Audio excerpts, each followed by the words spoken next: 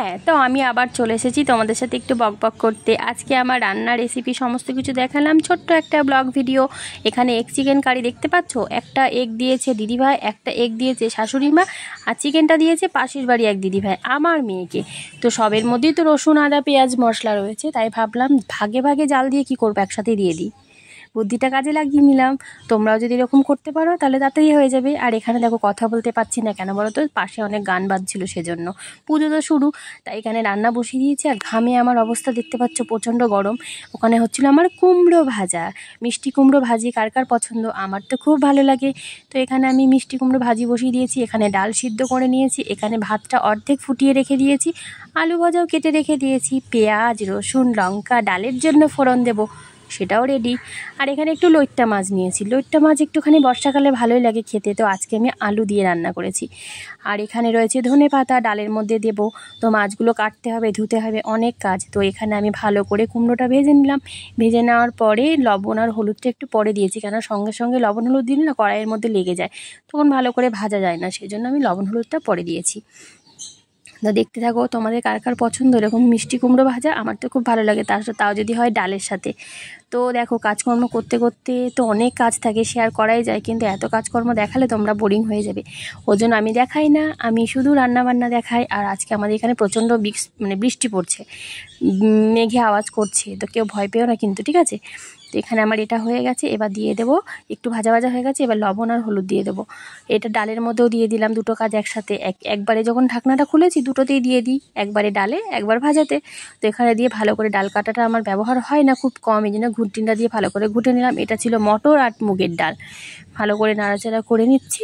এরপরে এটাকে পরে ফোড়ন দেবো। এই ডালের রেসিপিটা তোমাদের পরে দেখাবো, ঠিক আছে, কীভাবে আমি এই ডালটা করি।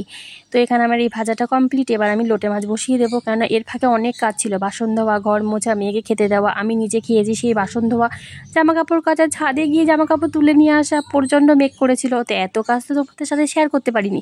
এক হাতে মোবাইল নিয়ে এইসব কাজ দেখাতে গেলে তাহলে হয়েছে শ্বশুরবাড়ি ভাত খাওয়া আমার শেষ। তো এখানে আমার মাছটির মশলাটা কষিয়ে নিয়েছি। দেখো লোটে মাছটা কি সুন্দর না, সাদা সাদা, দারুণ, আজকে লোটে মাছটা খুব ভালো ছিল, কিন্তু বেশি নিইনি। আমাদের এখানে লোটে মাছ 100 টাকা কেজি, তোমাদের ওখানে কত টাকা কেজি আমাকে কমেন্ট করে বলবে, হ্যাঁ। তো 500 নিয়েছি, দিদিভাই নিয়েছে 1 কিলো, আমি নিয়েছি 500। দিদিভাই একটু অন্যরকম রান্না করবে, আমি একটু অন্যরকম রান্না করেছি। তো এখানে আমি আলু ভাজা দিয়ে করেছি, ঠিক আছে, আলু দিয়ে করলে আমার বর খুব ভালো খায়। তো এখানে বেগুন আমার যেহেতু ঘরে ছিল না, সেই জন্য আমি আলু দিয়ে করেছি।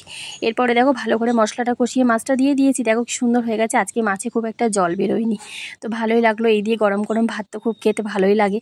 তো এরপরে আমি আলু ভাজাগুলো এর মধ্যে দিয়ে দেবো, দিয়ে আবার একটু অল্প নাড়াচাড়া করে নেবো। আর একটুখানি নুনটা কম হয়েছিল, একটু নুন দিয়ে দিলাম।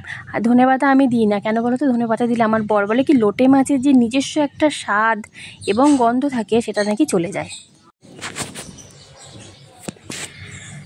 হ্যাঁ, তো কেমন হয়েছে বলবে লোটে মাছটা, কালারটা দেখেছো কি সুন্দর এসছে। তোমরা যদি খেতে চাও তাহলে আমার বাড়ি চলে এসো, আমি তো প্রতিদিনই বলি, তোমরাই তো আসো না।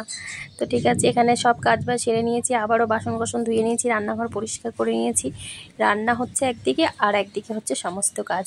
তো এখানে আমার মাছটা রেডি, দেখেছো গোটা গোটা রয়েছে, অথচ ঝোলও কম আছে। বেশি অতিরিক্ত ঝোলও ভালো লাগে না, আবার বেশি শুকনো ভালো লাগে না, কিন্তু সেদিনকে গন্ধরাজ লোটেটা আমার খুব ভালো লেগেছিলো। আজকে আবার একটু অন্যরকম করলাম। আর এখানে এটা কালকের লোটে মাছটা, আজকে লোটে মাছ হয়েছে, আর এটা কালকে ট্যাংরা মাছ একটু ছিল, সেটাকে আবার একটুখানি ঝাল কম হয়েছিল বলে একটু সামান্য লঙ্কা বাটা দিয়ে মাছটাকে জল দিয়ে ভালো করে ফুটিয়ে নিলাম। আর এই যে এখানে আমার মাছ রেডি, দেখেছো কি সুন্দর হয়েছে। আলু দিয়ে করলে অতটা ঝোল হয় না। তো আজকে আমার রেসিপি হচ্ছে এই মিষ্টি কুমড়ো ভাজি, ধনে পাতার ডাল, গরম গরম ভাত, আর 2 পদের মাছ। আর কিছু করিনি, যদি হাজব্যান্ড বলে একটু পাঁপড় ভাজতে তাহলে পাঁপড় ভেজে দেবো। আর চাটনিটা করা হয়নি, টমেটো ছিল ঘরে কিন্তু করতে পারিনি। তো এখানে আমি সব ঢাকা দিয়ে রেখে দিলাম। তো ভিডিওটা ভালো লাগলে একটা লাইক কমেন্ট করে দিও, আর সবাই পাশে থেকো।